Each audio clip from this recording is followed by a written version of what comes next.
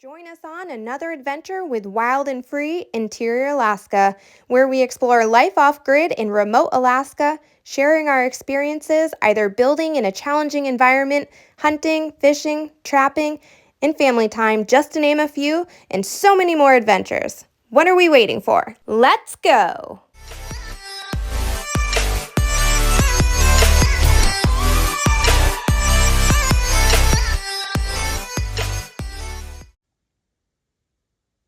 It's another gorgeous night with the aurora. That's the mountain you see directly outside of our door. And it's directly overhead our cabin. You're gonna see our roof right there. I'm on the deck showing you. Keep in mind, my camera does not have night mode for videos, so this is truly the same image that I see right now that you see. Now, if I took a picture of this and drop it in, it's gonna look a lot lighter and a lot different because obviously we can change the shutter speed for a photo, but I cannot do that on video, at least not on my iPhone. So you are seeing what I see right now. Pretty cool, huh? I love springtime because I love viewing the aurora when it's a little bit warmer. And something else about springtime is what you are about to see. We need to take care of business. And when I say business, I mean number 2. This is number 2 on our spring to-do list because we're dealing with number 2. So we're going to be taking care of our outhouse. In the prior one you watched us to dig it all out, and now we're going to begin handling that so that we are ready for summer. So let's see what that's all about, but first let's enjoy a little bit more of the aurora because that's the nice part of spring.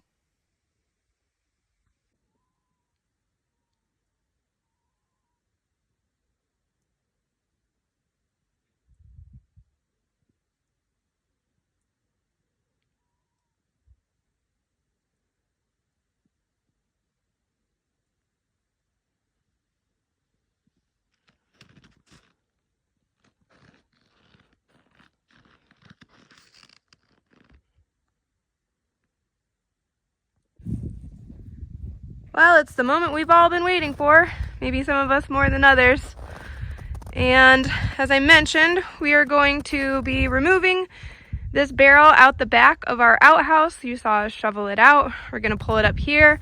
We are going to burn our poop and let it go for a while and hopefully burn down as much as possible before we put it back in there. Like I mentioned yesterday, we do it in the spring when it's warmer and still tons of snow coverage while it's safest here because of the threat of wildfires in Alaska. This is not a summer task. So let's see if we can get this barrel out. You saw us dig it out, so we have a trap door in the back of our outhouse that we have dug out, and then we lift it up and pull out our nearly full barrel that has been collecting since the last spring. So I forgot that we need to tie a handle on, so we tie on some 550 cord, and then that helps us to pull it out, and then we burn that off and then put on a new one again the next time that we burn it. So he went in to go get that. Getting it up out of this area is going to be a little interesting because I have a feeling the barrel is so heavy that it's going to just sink into this somewhat sugary snow, even though we've been trying to walk on it and pat it down, and I tried to make it gradual so it's like a ramp. We have this sled if we need to try to balance it on there just to pull it up and out. I don't know if we'll use that. I'm not going to be very helpful at lifting much of anything, even though this is cut down to about 35-gallon drum from a 55-gallon drum. Because of my sprained wrist, I'm not supposed to be lifting more than 10 pounds. Obviously, there's things to do, so it's a little unrealistic, and unfortunately, it probably just means that my healing time will be even longer. So far it's been exactly 1 week and I feel like I've made zero progress, but that's okay. We're gonna do this and hope for success. Aha, some 5/50 cord. Got your knife in your pocket still? My husband had a brilliant idea this time to tie up that trap door so that I'm not trying to balance it on my head and shoulders, keeping it upright while we slide out that barrel. So that was super smart and extremely helpful. Not sure why we didn't think of this earlier on, but you know, every year we're learning little things do make a big difference. All right, one improvement this year already is tying up our little hatch door, because normally I'm balancing it on my head bent over like a duck walking under this, so now it's one less thing I have to worry about. Yes, I am the nimble one over here that gets to go in to the outhouse through the back door. My back hurts. His back hurts. Yeah, okay. Your face is killing me. You're gonna stir the poop? Oh, yeah. Oh my God, look how high it is. Do you need to knock it down first? Holy Camden, you did a number in here. It may seem like an easy task, but stay tuned because that really was not the case. I'm too weak. Can't do that. Basically, I have to sit down there. Here, let's bring this so they can see a better view of what's going on.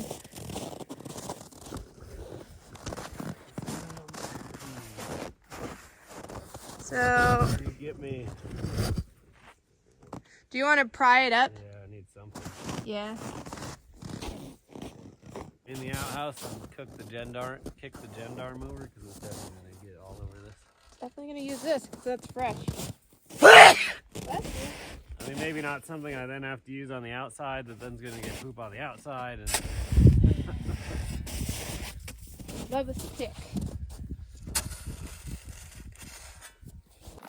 Important things to note. Before pulling your barrel out of the back of the outhouse, when it's close to the top, you need to knock down that frozen gendarme and anything else that has piled up into a beautiful little peak. So I grabbed a stick and I knocked all of that down so that it was level so that when he pulls it out, we're not scraping that off the top and leaving a mess inside.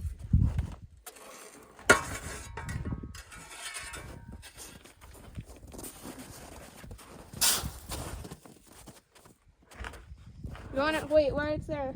We should balance it onto the sled while you have that lip. Because it's so heavy. way too heavy for that sled. Okay. It won't. Sled.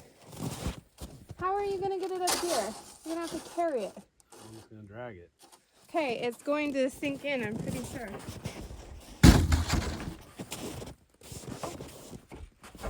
Drag it. Uh-huh.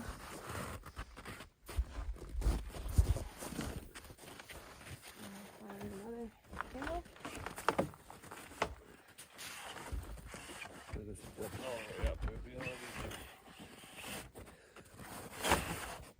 Alright, now come drag it.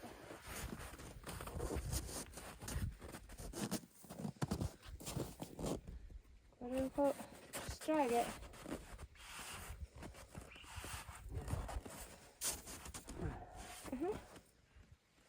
Oh, yeah. Okay, let's see your fucking sled. I don't know. Whatever. It would have been easier when it was teeter-totter, right?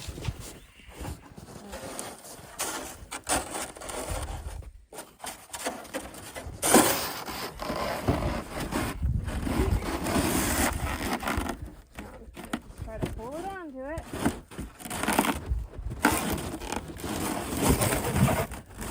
Alright, now you hold it there.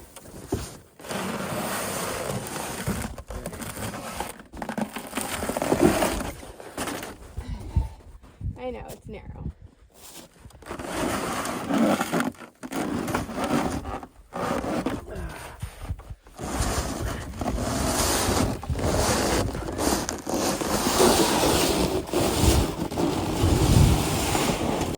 What did we all learn? Obviously, moving the barrel of frozen poop and urine is not easy when you are going uphill in this snow.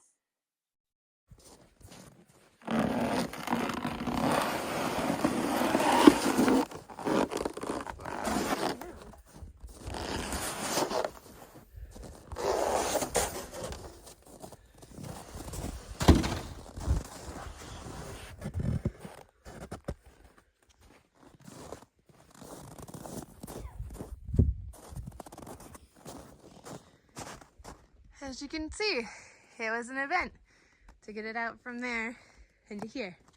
However, it is there, so that is good.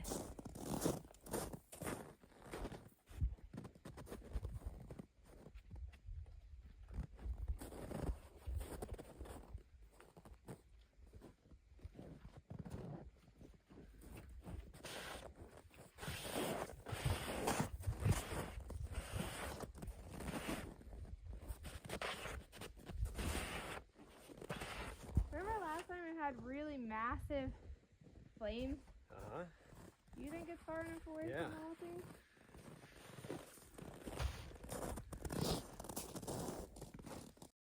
Well, as you can see, this isn't exactly a chore that we enjoy. No part about this is enjoyable. It's just a frustrating experience overall. However, it needs to get done. So this is the less than glamorous side of being remote off-grid. And it's just something that we need to embrace and take care of. In the future, we are enhancing things by having a second barrel. So as this one is burning down over several different weekends, visiting it and continuing to burn it because it is frozen and it takes a while, we have another one to put in there. And this will give us more time in the future to work on burning this down. It is a bit difficult to burn with it being frozen as well. So that makes it a little more challenging, but we have a limited window to do this in. We're hoping as much as possible will burn down.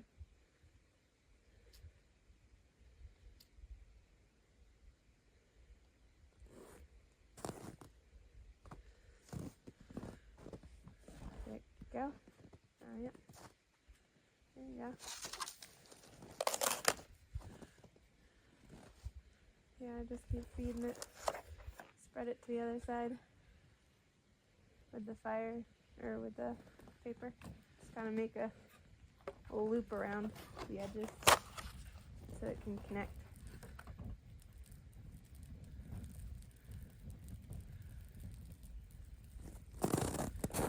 Mm-hmm.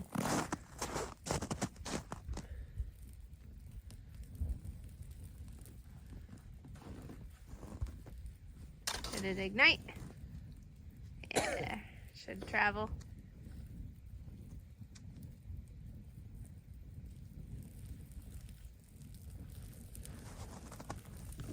Well, I'm gonna get not in the wind of this, so I'll cover and go around quickly. I don't want to be this side. What do you guys burn in your burn barrels if you use one? Give us some insight in the comments.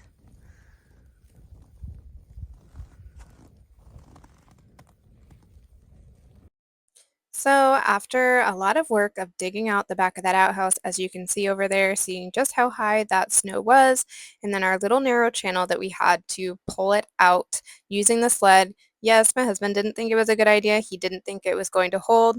Honestly, neither did I, but I figured it was worth a try. And then we got our barrel out and we've now got it going, and we will tend to this for the next several hours and then repeat it again the following weekend until hopefully a lot of it has burned down for use for the future season. Well, it's burning down. It's going to be a time-consuming task for sure. Probably be a few hours. It's just kind of constant adding fuel and constant stirring. I'm using a little solo cup to just add. I don't know how much is in a solo cup. What, 12 ounces, 16 ounces? I don't know. 16 ounces. Heating oil at a time. Life hack: get the heating oil, not the diesel, so you don't pay the tax on it. Using the metal rod to stir it. It's already burned down, I don't know, 4 or 5 inches.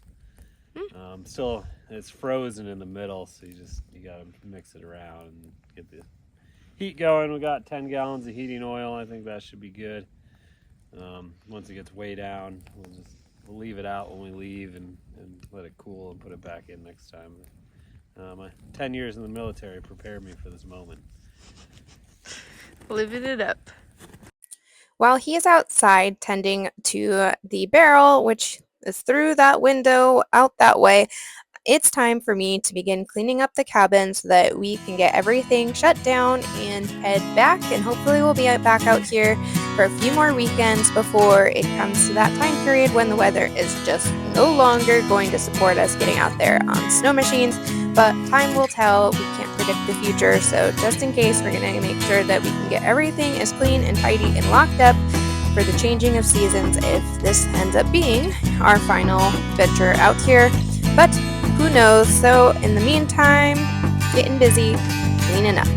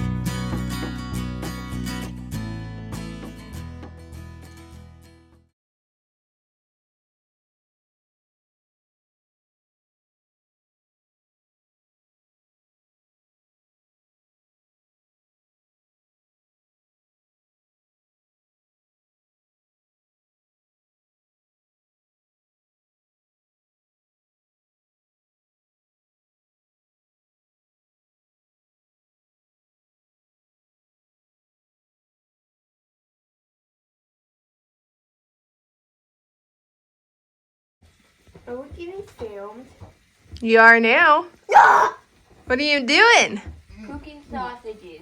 For some lunch, because burning poop's taking a while. So these kids are in charge of cooking the sausages while we were burning poop and cleaning up. As you can see, much better now. It's quite the chore. However, it's good again.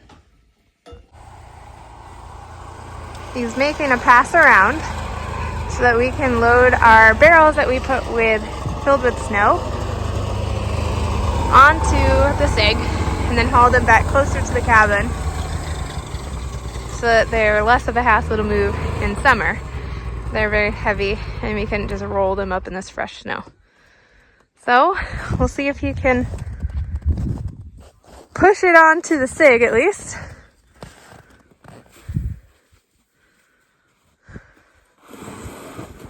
Do you want me to tilt the SIG? There you go.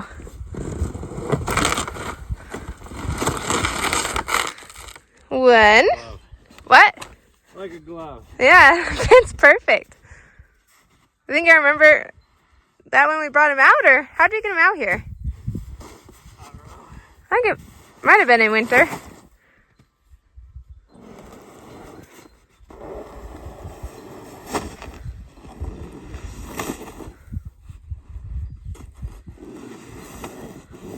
How heavy would you say they are? Pretty heavy.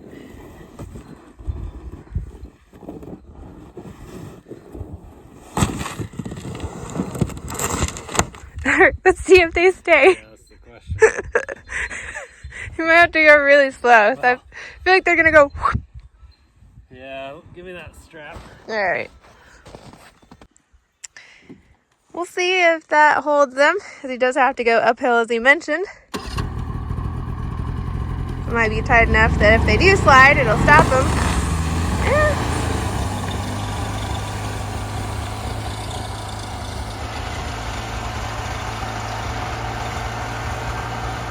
Oh, there they go. Oh no.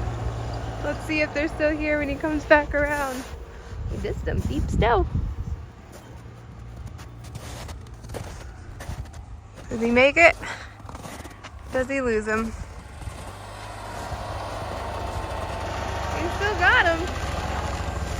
Woo!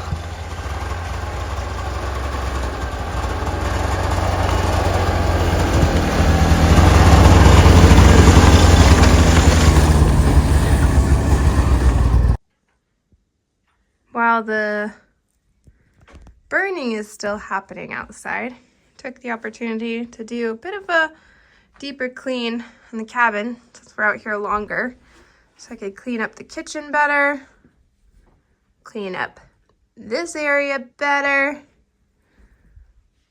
Let's see what your upstairs looks like.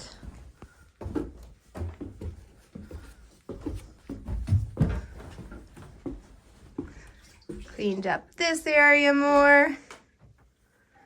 Just got a few things out because you guys are still playing, passing time, huh? It's nice up here. It's cozy.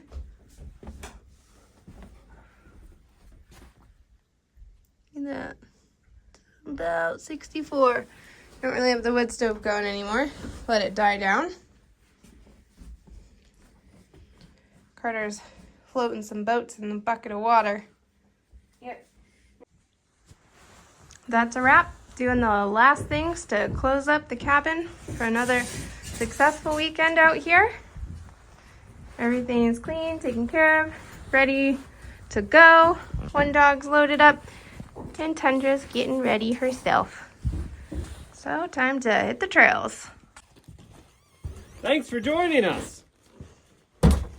Give us a like and subscribe and follow for our next adventures on Wild and Free. Interior Alaska.